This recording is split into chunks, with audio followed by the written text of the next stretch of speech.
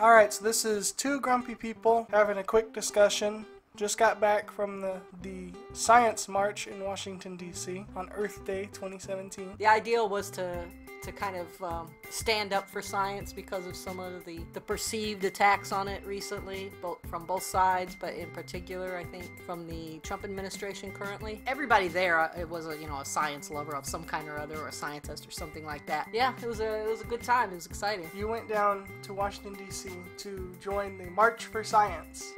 Is a protest defending science. That just seems weird. Why are we defending science in 2017? I agree. It's kind of well, the funny thing is, why are we defending science in 2017? That's a good question.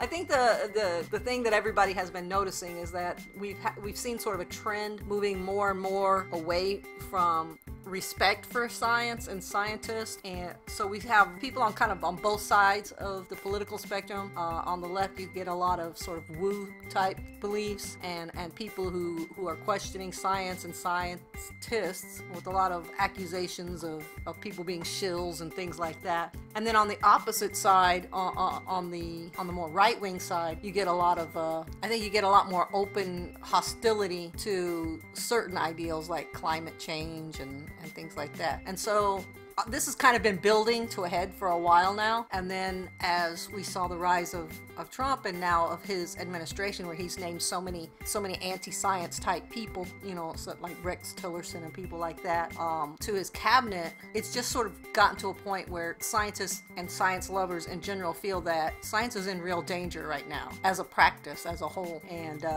certainly science programs are in a lot of jeopardy. I mean, they are trying to cut funding to them. In some cases, they are cutting funding to them. There's just no two ways around that. And so we've become very concerned, and I think everybody just wanted to stand up and say, no, wait, this is a step too far. We need to back off, start respecting science again, and maybe re-engender some love of science in people and more awareness about it. One of the things that people are saying is this rally was very anti-Trump and very liberal versus being a conservative rally. What was your take on that? Well, I think that from my experience, both before, talking to people online and then actually at the rally, I think there was a sort of a liberal bias to the people who showed up. Like, most of them were liberal. There were definitely some people who specifically identified as Republican or as conservative, but who said, well, I am conservative, but this is my science position is more important to me.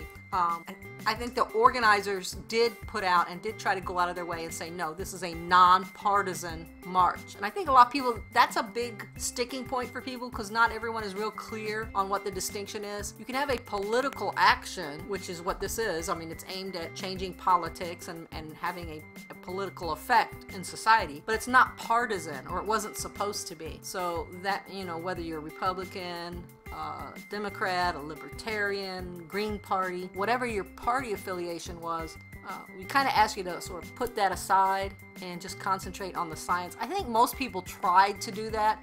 You can never completely get away from whatever your, where you stand politically, right, left, in the center, whatever. That's part of who you are, and it affects, how you look at everything. But from what I saw, looking at the signs and seeing people interact, everyone was at least making the attempt to be nonpartisan, to sort of put that aside and just deal with the facts, with the science. Okay, and in a similar vein, if they're not trying to say it's a liberal anti-Trump rally, they're trying to say it's an anti-men rally, or it's a feminist rally too. I'm not quite sure where they got that from, but some people are saying that. What did you see? I mean, I think that you could actually say that if you were just like looking at broad picture at like social media and stuff like that. It can come across that way to some extent, and I think there was a majority female presence there. And it's kind of hard to tell now, to be honest, because everyone was wearing those little ponchos, and it was kind of hard. And I wasn't formally counting,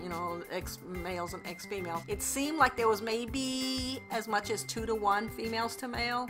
And if you could kind of go back over looking at the pictures, it kind of looks that way. Just looking at my pictures, I don't know how representative those are of the actual numbers there, but that's how it kind of came across, that there were more women present than men, and probably because there were so many more women than men present and active, you're going to see a lot of women's issues just come out, because again, you know, people are who they are. It's going to affect everything, your views, your, you know, the way you express yourself. I didn't see a lot of like overt feminism sort of being expressed. This is a big rally held on Earth Day, sponsored by Earth Day Network, and they're like, look, there's a trash can overflowing. What are they doing? They're rallying to save Earth, but there's an overflowing trash can. Did you see a lot of trash just thrown around everywhere, or was it really dirty, or what? Well, not on the day of. On the day of, there was none. I mean, you can see for yourself when you look at the pictures. There's no litter on the ground anywhere. They did have trash cans that they brought specifically to the event. I don't think they brought enough of them, to be honest. I mean, I saw and heard people like walking around saying, where's the trash can? Where's the trash can? Still, no, that's not a trash can either. Where are the trash cans, you know? So obviously they could have used more, and that probably would have helped. But I didn't see any real big problem with it the day of. It wasn't like a lot of street fairs or whatever you go to where everybody's walking around with, you know, snacks, and then the things end up on every wall and statue. You know how they do. I didn't see that. I mean, I sat down on a wall at one point to call you, in fact, and there was not a cup or bottle in sight. I did see a couple of trash cans, and there was one of them, in fact, I mentioned it in my blog post, where someone had stuffed a whole bunch of signs in. It was like early, you know, before we had even done the march, and I thought, well, that's kind of weird. Like, why would you throw away your sign before the march even took place? And it was full, you know. So I went over there, I was kind of looking over at them, and another guy kind of joined me over there. We were both kind of trying to be surreptitious about it, you know, and obviously looking, trying to see what was on the signs. And they were some leftover anti-Trump protest type signs. So I don't think those were even from our event. I did find one Science March sign laying on the ground. I kind of stood it up because I was like, I was a little embarrassed about it, you know, like, oh, somebody just threw their sign, that's net, you know. I tried to stand it up, but other than that, I didn't see any littering or anything going on, not the day of. Obviously, you went back the next day and took some more pictures because you wanted some clear shots of the White House and stuff like that for your collection. And was there a lot of excess trash and whatnot the next day, just left over after the event was done? Or? Well, I got off at a metro station. It was about the same distance that we had marched the day before, maybe a little bit further. And so I walked all the way up Constitution toward the White House, and about halfway up, I guess, or maybe about the time just before you get to the federal courthouse there, I did see at least one trash can overflowing, and actually I think it might have been at the FBI building where I saw the first one. And so I took some pictures, you know. There were signs in it from the protest march. It wasn't horribly overfull or whatever, just, you know, obviously people throwing away their signs as they were heading home. But then after that, I decided to start, like, count how many trash cans there were that were full to overflowing, or full at all, actually, with our protest signs. And I counted actually 8 of them before the actual White House. Now, at the White House, there was a whole bunch, but up until that point, I only counted 8.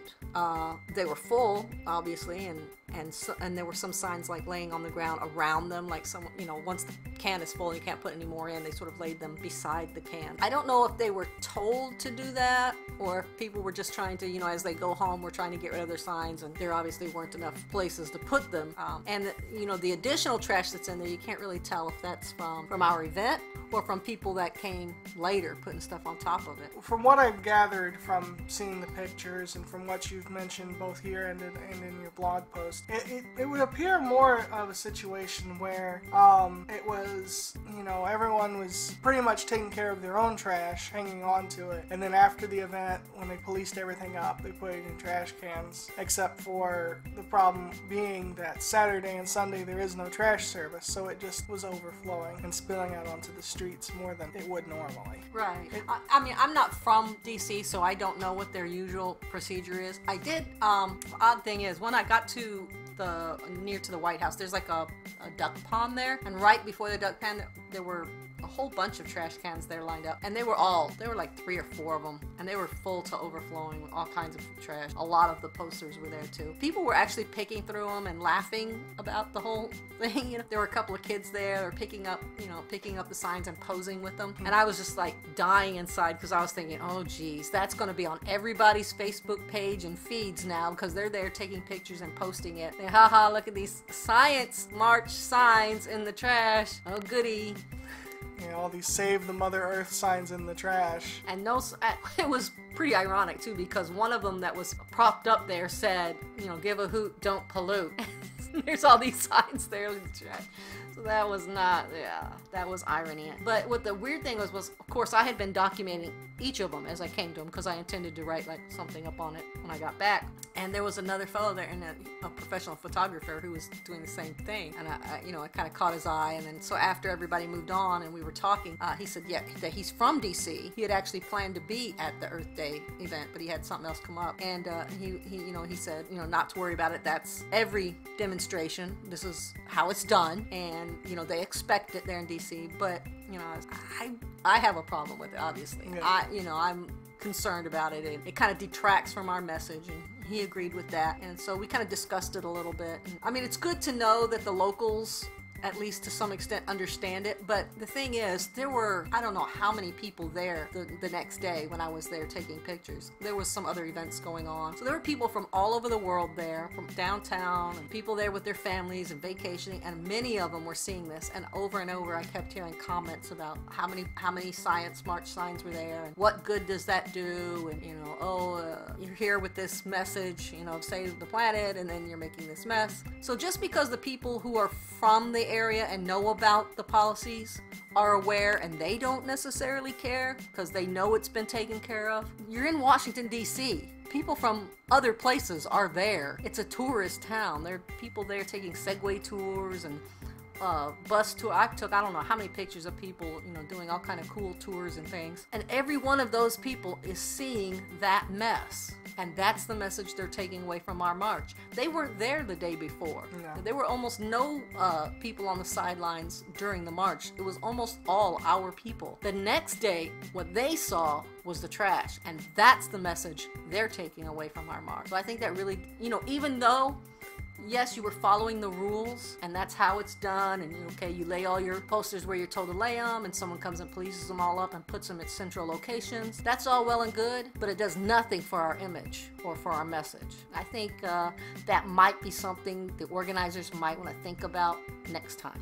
You touched on it a little bit, you know, like people asking, well, what good was the event if it ends up leaving these piles of trash the next day? And some people were actually asking that, well, what good is having a march anyways? What is that supposed to accomplish? And, you know, even the next day they're like, look, nothing's changed. Sunday, you know, the event was Saturday, and Sunday they're going, look, there hasn't been a policy change or nothing yet, so what did you do? The funniest thing is that we had it on a Saturday when they were not in session, and they're like temporarily out of session or whatever. So they were all, you know, well, what good does it do? Well, we weren't putting on a show for Trump. That wasn't the point. Like, we're gonna march past his window and wave to him.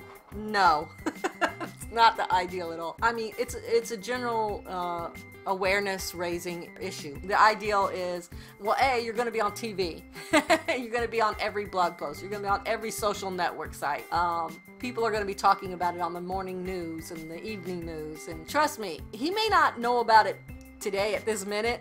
By this afternoon, someone has told him, and by tomorrow he will have seen it on one of his favorite TV shows. Let's hope that Joe and Friends covers it, because that's the one I guess he always watches, huh? Maybe Saturday Night Live will be kind and carry something about it. He'll watch it. But, I mean, he has people who keep him aware of these things. He's aware. Congress is aware. But more importantly, the whole world is now aware. And we're more aware. Because I think most of us had no idea how many people were going to show up. And just to look around when you got there and to look around and see that, it was, I mean, I texted like immediately when I saw it, and you got that text, you know, like, oh my God, you know, there's so many people here, you would not believe. I was expecting there to be, you know, a lot, obviously a few thousand, but I have never seen 40,000 people in one place like that before. That was pretty awesome. Yeah, no one expected just how many people were going to show up to the DC March. Not only this, but you know, as the day was approaching and they were doing satellite marches throughout not only the U.S. but throughout the entire world, it turns out, it not only they had up until a couple days before the event they had planned 500 separate other rallies that were going to happen on the same day. By the end of the day, they went from 500 to 610. Yeah, because you were watching it at home. You were our at-home side of the team, you know, monitoring the news and keeping the social feed up and making sure everything posted and everything, while I was at the actual march. And, you know, we were contacting each other, like updating each other on these things. It was pretty astounding to watch that going on as it was happening. That was one of the interesting things. They had, I mean, that probably played into a lot of the issues, you know, like maybe having somebody excess trash the next day. Might have played into the fact that they hadn't planned on there being 40, 50,000 people on one event. And on top of which, I'm sure other venues had similar issues. Well, we know Chicago did, because the city actually put out at one point, if you haven't gotten here yet, please don't come, because the venue was over full. Yes. So we know they did not expect there to be that Chicago hit the same number as Washington, D.C., which and they were wild. tied. I think a big part of what it does, having this, other than letting them know that we're here and we care, we let each other know that we're here and that we care. Because I think a lot of us were starting to feel not just like a minority, but like a really tiny and persecuted minority at this point. Like, yeah. And as a lot of people mentioned when they were interviewed at the rally, and you heard and saw this yourself, you talk to people and they're like, well, I mean, I came because I was afraid that no one else would. Yeah. Literally almost the entire science community was thinking the exact same thing. Oh, I better go because I don't think there's going to be enough people there. And then to talk to people and hear how many said, yes, my friend, my co-workers, somebody wanted to be here, but they couldn't. There was one person who was there who was saying, I'm here because my daughter has cancer, she can't come, so I'm doing it for her. So that just tells you how many more even than showed up wanted to be there. Yeah, could have been there, wanted to be there, supported it, and you know. At least in their heart, if nowhere else. Everyone we spoke to, they would talk. Oh yes, I can't be there, but I'm with you. I'm with you in spirit. You've got my support. Overall, from what I've heard, this has been one of the most positive and maybe even peaceful of protests that we've had. I don't think anywhere that they had them there were any I know in DC there were no incidents, there were no arrests, no violence, no windows got broken, none of that. But I haven't heard any from any of the satellite marches either. It's all been everyone just coming together. It was a grand old time. Everyone was just, peace and love and science, I guess. Yeah.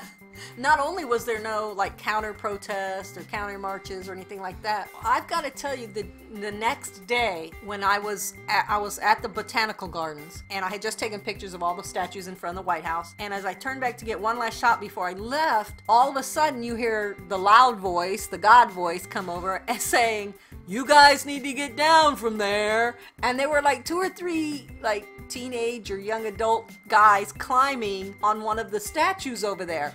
And everybody's just kind of shaking their head. Oh, stupid kids, what are they thinking? And I was thinking, at no point during that march Did you hear that? No one had to be told to get down off of anything. The most they did was stand on the little low walls in order to get better pictures. But they weren't climbing on the telephone poles, hanging out of windows, none of that.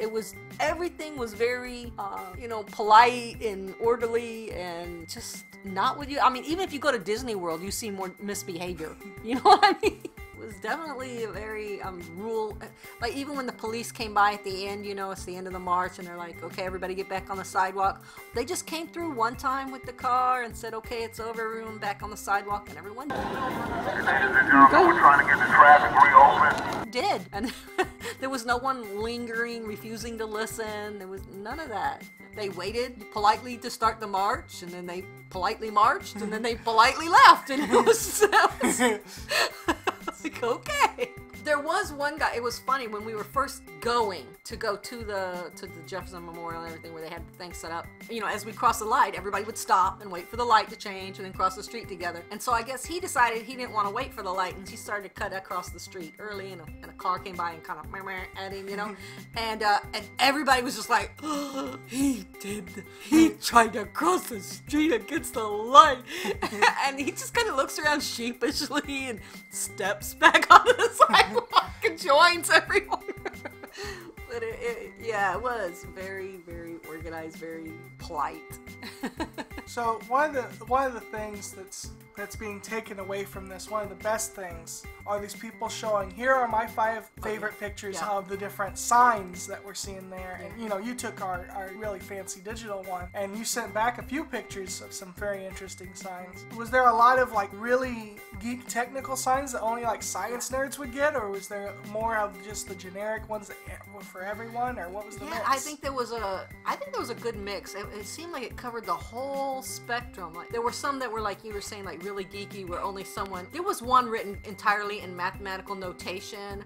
I didn't even understand what that thing said. I was sitting there looking at it for the longest time going, I wish I had a picture of this one because maybe once I got it home I could figure it out. I couldn't figure it out. A lot of them were using like the pi symbol to write out messages, or using one of the common ones that you saw a lot was alternate facts are the square root of -1. Yeah, square root of -1, which you should know is means that it's like irrational or non-existent. But I think a lot of people would look at that and go, what is that trying to say? I don't. So there were a lot of those, but not that many like you would expect. Maybe there were a lot of humor ones, a lot of people playing on, of course, on all the geeks' favorite tropes and TV shows. So the Star Trek was featured. Star Wars, of course. There was a guy there dressed as a cyborg. It says cyborgs for science. There was Rick and Morty was featured. All the favorite tropes of geeks showed up. And I think a lot of those kind of speak across the culture. Yeah. And then there were ones that were just very simple and, just obviously you look at them and I get that message, One was, mother sent me, and it was a picture of the earth, something like that. So there were a lot of those. One I kind of like the best. It was so cute. Like everybody had all these signs you were sitting there trying to read and decipher and were funny and so forth. And then this one lady just opened hers up and it just said, science is really important. There was a little kid there with one that just says, I really like science, it's important and I like it, stuff like that. So there were all different ones. There were some that were definitely very political. There was a guy there dressed as Donald Trump, and he was getting a lot of attention. He had the pot belly, mask, full costume, holding a sign and everything, and he at one point he was standing up on some, I don't know, some cement thing or something, so that he was above everyone, and everyone was laughing and pointing, so they really enjoyed that. But the total number, I thought that there would be, I was actually kind of afraid that there would be a lot more anti-Trump type signs, because a lot of people are very angry at him right now, and so that's a cheap shot. It's a quick laugh. I mean, obviously it gets you a lot of attention, so it's a soft target. But I kind of wanted, and I think the organizers and some other people really wanted to kind of stay away from that to a great deal, because we want to stay positive. The message is that science is good and that we want to do science, and science will make us money if we let it. Yeah. If you cut, it's kind of like being penny wise, pound foolish. If you cut the science funding today, that means you're not going to make money from science tomorrow. There was even one, I actually saw 2 or 3 people holding one sign that has like an earth, and one side was tinted red and one side was tinted blue, and it said no sides. And I thought that was a really good message. I mean, there's a couple different ways you could take that message. I don't know if they're trying to say, hey, look, the earth isn't divided by, right and left, so let's not pollute any of it. Or if they were trying to say, and this is the way I initially took it, was, look, it's not about left-wing, right-wing, Republican, Democrat. We're all in this together. Yeah. We need to pull together and stop with the name calling and the side choosing, and whatever you may think of the left or the right, or conservatives or liberals, or however you want to phrase it. Ultimately, we're all human beings. We all have the capability to be emotional, and we all have the capability to be logical, and we need to just start coming together and utilizing science. Overall, based on the experience from going to this one event, being your first rally, your first real protest, did you see a whole lot of things that could be changed for the better, or maybe to make it easier next time or better next time? Well, I mean, they did a lot of things right, so let's say that up front, obviously. And I have never organized such an event, so I can't even begin to imagine how many details are involved, how many people you have to get on board. You have to pull permits, and you have to get, the national parks and all these other organizations. So I give full credit to them for what they did right. That said, yeah, there's a few things that they could have done a little better. One thing that we had, apparently, that the Women's March didn't, I wasn't at the Women's March, but from the comments I heard, we had porta potties. So I gotta give credit to the organizers. Anytime you have porta potties, you did something right. Okay. That's a good thing, usually. Those are important. Besides that, there were a few things. I don't know how most marches go, and the crowds that are at most marches are probably a lot more into the events at the park area. I don't think this crowd really wanted to do all that stuff. I think they wanted to show up and march. That's really, that's what they wanted to do. We wanted to get there, we wanted to show off our signs, and march. That's what we wanted to do. I didn't really, they really weren't too much into, they were trying to do like the calls for the crowd, you know, when you do the call out and they respond, and the responses were pretty lukewarm. And, you know, it was like, no, I totally 100% agree with you. That's how we wanted to respond. Yes, I totally 100% agree with you. Moving on to the next country. Oh, we're supposed to applaud here. You know, it's like, sometimes I felt kind of bad for them because they'd say something and they were obviously waiting for you to go, woo, yeah, and no, hardly anyone was doing it. Woo, okay, sorry. Are we ready for a science rally? Yes. Yes, we are. Will you get on with it, please? So I don't know if it's just because this crowd is not used to doing this kind of thing. Is it particularly comfortable with it? Or I can only say what I felt. I just wanted to show up and march and take pictures of all the cool signs. That's what I was there for. Speaking as someone who mostly viewed it from the live streams, and one of the things that they kept saying was, you know, they were cutting people's talks short and stuff like that, telling them to wrap up. One person, they basically just kicked him off before he started almost. He was in the middle of talking and they just cut him off and went on to the next person. But I felt there was a lot of time filling from the band and from the people that could play instruments and whatnot, a lot of riffing going on. And I'm all for it, but a lot of it felt like, okay, kind of like when they have all of those musical guests on the Macy's Thanksgiving Day Parade, where they have to stop in between every float to have them stop and sing a song. It's like, no, let's just keep going. I'd rather hear an hour from Bill Nye than stop and have 15 different little songs playing. I gotta honestly say, I was not interested in hearing most of the speakers. I don't care about what artists think. I don't care what musicians think. I don't care what actors and actresses think. The ones that were there who could say, I actually work in this or that field. And there were a few of them, right? Entomology was one. Yeah, there was quite a few. Those who were, I wanted to hear specifically from them more about what they do, how they do it, why they need money, how the money pays in the long term. There were a few of them that actually did that. They hit that point. They got it. And that's what they were talking about. That's what we came there to hear. That's what we came there to tell the world. Hey, science is important. This is what science does. This is how we're using your money. When you give us your money, we're not just putting on stupid plays like someone was accused of doing, or, you know, doing repeated tests on things that are just dumb. We're doing science that in the long term benefits you. You're getting your money's worth. Trust us. Believe us. This is important stuff. The average guy or gal out there who works a job and pays taxes and feels like they're paying too much taxes wants to know why you need $2.5 billion for something. I think we should be telling them. I think that's what we're doing badly, is we're not communicating that enough. Nobody, I mean, it's sweet that the little kid, you know, wants to be a scientist when she grows up, but I don't think that's what the march was supposed to be for. That's just me, maybe. I don't know, but I wanted to hear a lot more from the scientists. And along that same line, you know, they had the teach-in schedule. Those things booked up.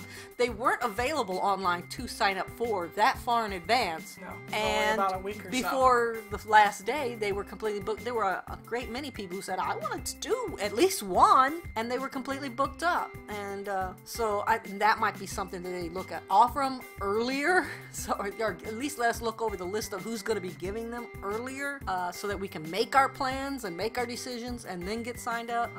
Maybe schedule more of them, because they sound like they were really popular. If all of them were thoroughly booked up in advance, there were no walk-ins available at all. Maybe have some actual walk-in type tents, you know, like you would get at more like at a fair or something, throughout the day, so that you could walk up and maybe see, you know, make a little, instead of a full-fledged class, you know, short demonstration or something like that. Make a little bit of a science fair or a mini science fair. That was actually an interesting point that I heard from, I believe it was the San Francisco rally. I believe I heard someone that was talking about that one in particular. particular, and they were talking about literally the exact same thing. They were sitting there going, there was a couple of demonstrations at theirs and a few things here and there, maybe a couple of cool big displays, but they expected a lot more of that kind of stuff at a science rally. Yeah, that's exactly it. We're science geeks. We love our science. We love our technology. We all do this every day.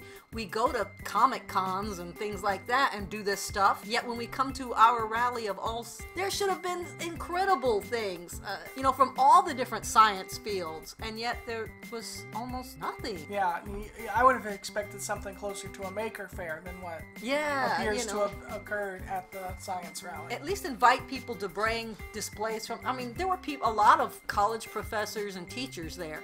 I know they have displays of various kind or little activities that they regularly do that they could pull out. Just maybe your students have seen it 1,000 times, but we haven't. But that would just be my suggestion. If you have another one, and I hope you do have another one, because I'd love to go to another one, I would just suggest, you know, something. It doesn't maybe have to be a full-on science fair, but something else for people to do when they get there besides stand there and listen to singing and From what I understand of the schedule that they put out, again, they only put the schedule out like a few days, maybe a week before the event. And they had, you know, from like 9 a.m. to 10 a.m. were teach-ins. And then 10 a.m. till 2 p.m. they had whatever was on the stage. Why were the teach-ins only the first hour? Yeah. Why couldn't the teach-ins have spread them extended out a little more. into that other big chunk of slot? Because like you were saying, you're not particularly interested in most of what was happening on that stage. No. You know, you were only and you couldn't even really hear it anyway, even though they did a good job of having like satellite screens and sound. But, you know, if you're not specifically listening to it, you're at the back of the crowd, you're not really hearing everything they're saying. Yeah. So, yeah, you weren't necessarily getting as much out of it as could have. Yeah. And I just think there are so many, you know, superstars in the skeptical and geek and science crowd. I don't know if a lot of people realize that who are not in that crowd, but there are certain names that you can drop that everybody goes, oh, I know them, you know. Just like in the Disney crowd, you have Wally and, you know, some of the other people that instantly when you say their name, everybody goes, Wally Crump's gonna be there? Yeah. I'm there, you know. Exactly. So you had Bill Nye, which is good. Neil deGrasse Tyson would have been really awesome.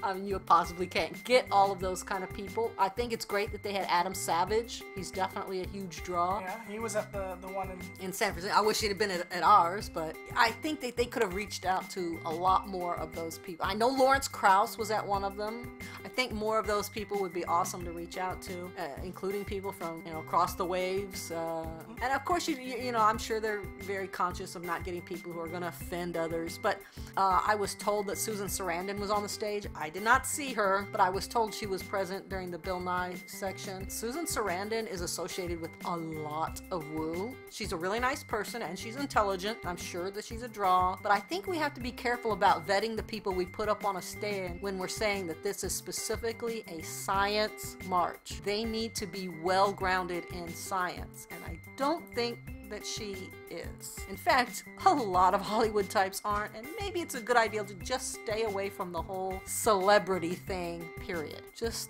we don't need actors and actresses and comedians and, you know, those sorts of folks. They're wonderful people, and we need them as allies elsewhere, but maybe on the central stage of the Science March, let's just have scientists. Maybe that's just me. Scientists or science educators. Science educators, you know, people who've made their living, you know, in that general field. Just yes. I don't have a problem if there's certain, you know, celebrities or whatever that want to, you know, especially if they did something where it was just kind of like the name drop style, where they showed them on the screen, they did a little tweet link. Yes, that would be little perfect. Shout, like, I'm like supporting the science. Telethon type thing, you know? Yeah, just a little show up on the screen. I can't be there in person, but I support you, blah, blah, blah. An endorsement. Yeah, that's all you really need. It's just the endorsement. And then the carry on. celebrity endorsement. That's all. I mean, because, yeah, I agree with you that we should have more people on the stage that were in those fields, either a scientist or a science educator or something that's connected to it, that's spending the money, that can sit there and be like, okay, well, if we had $1.2 billion pumped into science education, here's how we could spend that money. Yeah. You know, I think more of that. Because when that one speaker was talking about how the American Cancer Society had supported the research that eventually led to her being able to be among the first to synthesize insulin from bacteria. And so you see the progress. Oh, they spent that money. They had no idea what it was going to end up because it went through a couple steps in between. And now millions of people's lives are saved by an almost unlimited supply of insulin without having to kill a almost unlimited supply of pigs to get it. That's pretty awesome. One of the things that you know they worked really hard to do and kind of almost went wrong and kind of steered us the wrong way for a little bit was the getting everyone together and trying to include as many as possible. As soon as you use the word inclusive, everybody kind of lost their flipping minds, and for a while there it looked like, oh, we were going to start excluding a lot of people. There was the whole flap over Bill Nye speaking, oh, he's a man. I don't know what the problem with having a man speak is. So it seemed like there for a little while, like it was going to go off the rails a little bit with that. And I mean, that was only a very brief time. They sort of took that, they walked that back, and they said, okay, let's talk about this. And that got solved. But unfortunately, it left a bad taste in a lot of people's mouths, and a lot of people started, online at least, started using that as sort of a stick and you know, saying, oh, that's where we kind of get some of that feminist propaganda, anti-men ideal from that so many people are talking about, because early on there was this little flap and the language wasn't really good that they put up on the website, so it sounded like they were just trying to be ultra left-wing political correct, and that was a huge turnoff for a lot of the folks on the more right or on the libertarian.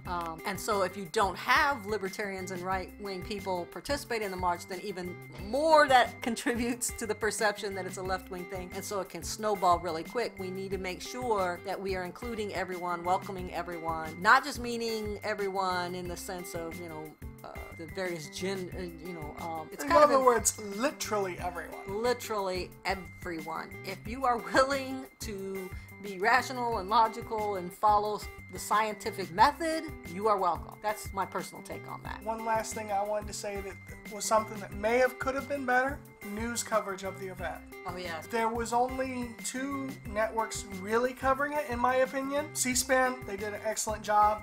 Theirs was as good, if not better, than the direct stream from the Earth Day Network's YouTube channel. You know, and MSNBC did a pretty good job. CNN covered it a tiny bit. But for the most part, the vast majority of what I saw was very limited. It was just, you know, in other news, many people are gathered to march for science today. And so coming up tonight, we will have news on this dog that's laughing hysterically. And I'm like, wait, go back. I expected a lot more news. I didn't see, you know, you expect, even at local fairs and things, you see a couple of news vans. I didn't see any news vans inside. I saw MTV. MTV is the only professional news crew I saw there doing interviews inside where the stuff was going on. Yeah. Until the actual march. Now, once we got in the actual march, there was a news crew in the middle of the street a couple times, like getting film footage as we passed by and so forth. I don't even know how much of that. Like half the time, as we pass one, the guys are sitting there having a little conversation amongst themselves, not even paying attention to us. I think possibly that the networks did not realize what they were dealing with. They had no idea that there were going to be 40,000 people taking over that street. I don't think they realized how many people were going to be there at all. I mean, to be fair, I know CNN had correspondents that came in and did a couple interviews over the course of the day. MSNBC had one that was there the whole day, and she did interviews throughout the day. But at the same time, it was not, you would expect it to show up for more than 3 seconds on all of the news outlets, you know. You know what? Give it up to the bloggers, because they were out there with their equipment, doing interviews, getting video. I can't tell you how many people I've seen little huddles doing quick interviews, and they were up on like the same day, sometimes even while it was going on. Some of them were doing live broadcasts. So you got to give credit to the bloggers and the alternate news sources. They were on it when the networks didn't realize. Going on the internet and you were looking for live streams or YouTube video clips, or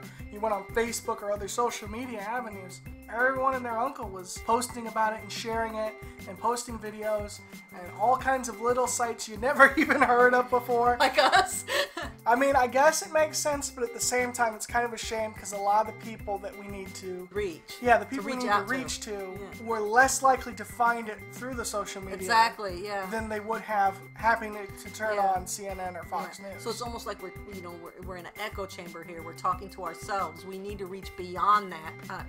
If we didn't have Bill Nye, I don't know if I would have seen it on the news at all prior to the event. Because he's the only one there was a panel where they had some of the organizers on it. Yeah. So they also got, but not, you just didn't get the coverage that the Women's March or Tea Party marches or so many of these other events have gotten. I just think that most people just did not realize how many people were involved and how big this was going to be. Because it was all happening between those of us in the science lovers and skepticism community, and it didn't sort of leak out of that bubble. Yeah. So nobody was really, I mean, I don't even know if it was trending on Twitter and Facebook prior to the march. No, not prior to the day march. And all of a sudden it just sort of went boom.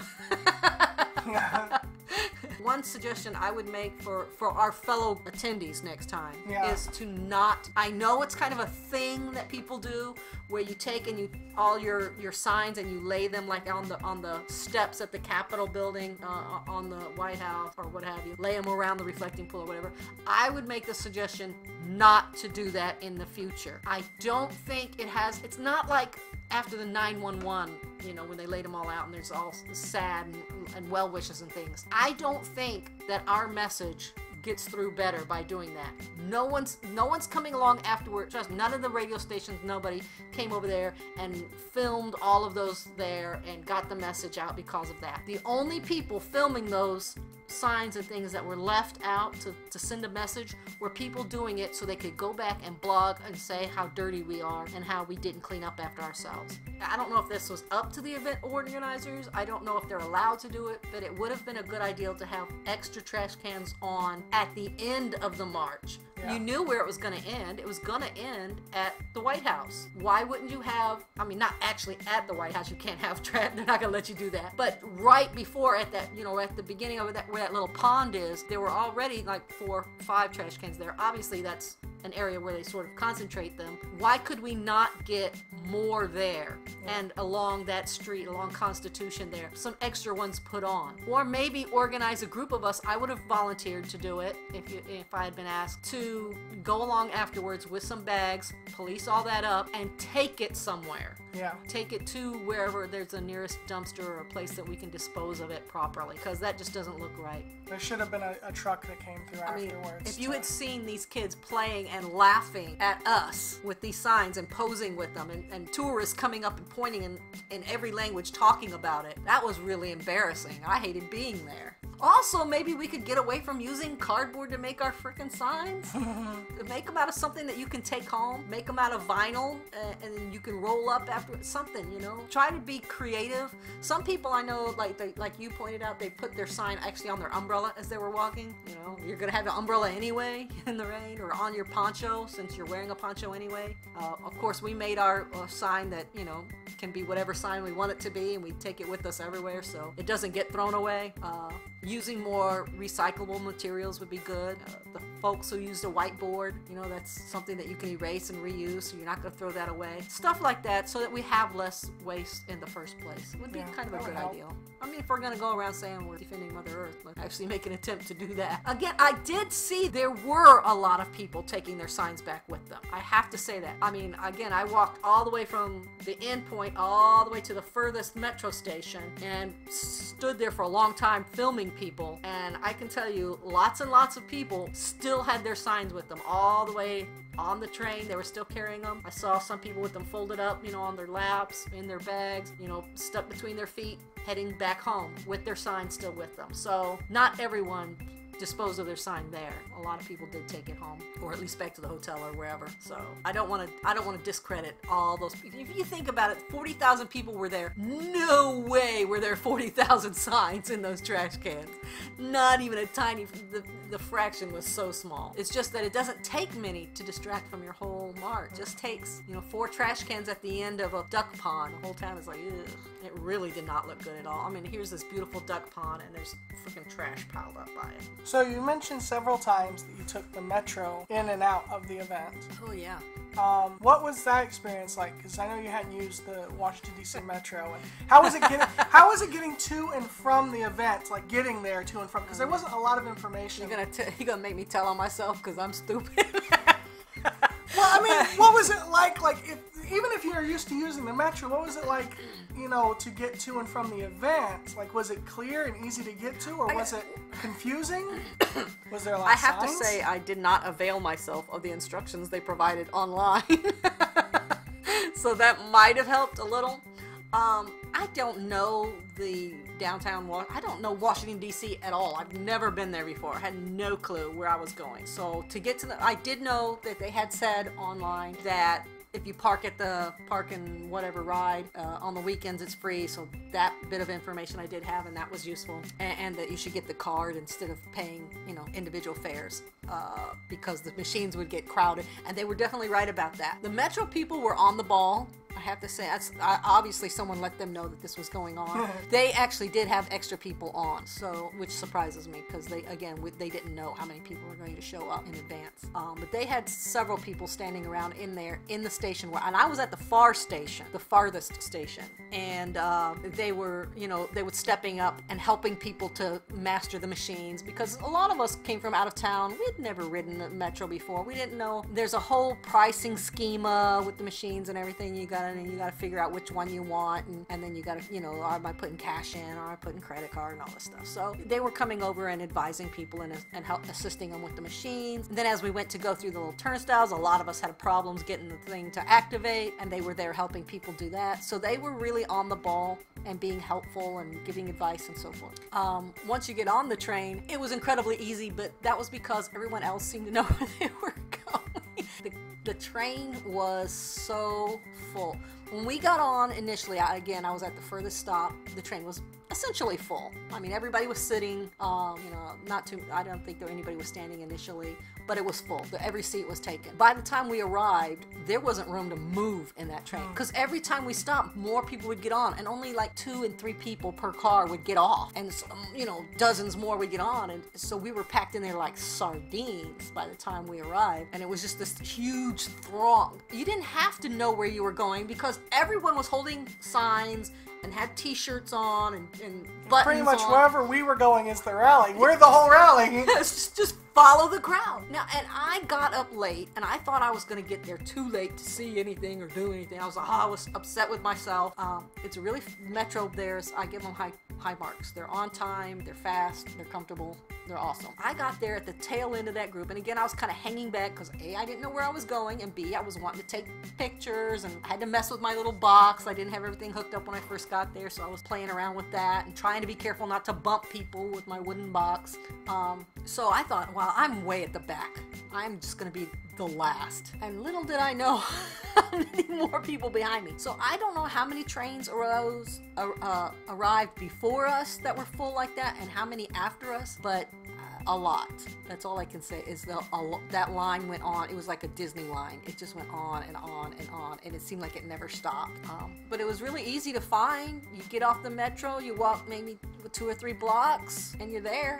So it wasn't hard. Getting home was harder because I had walked, I went all up the street, and then as I came back, and I kind of fell behind everybody while I was doing things, and I was trying to get as much pictures as I could. With the rain and everything, it was kind of a pain. So by the time I got to the end of the road, everyone had kind of, the crowds had sort of thinned out and kind of gone in every direction. People were stopping to eat and meet up with friends and so forth. So it wasn't as obvious which direction you were supposed to go, but it wasn't hard. They have it really well organized downtown in DC. They've got like colored bands on the Metro signs that let you know which lines run there. You might have to stop once and go, which direction is it from? But other than that, and everybody's helpful. Anybody you stop will tell you.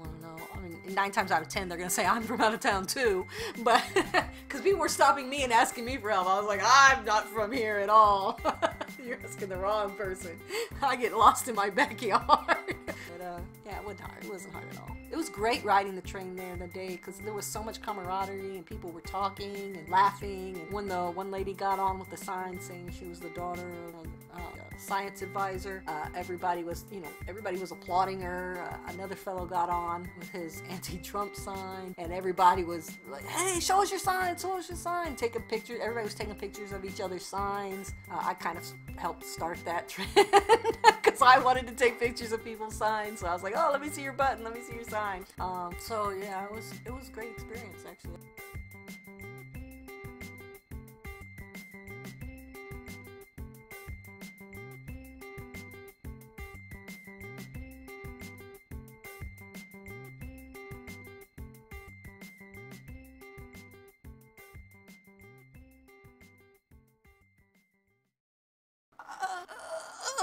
I'm old. I can't do this.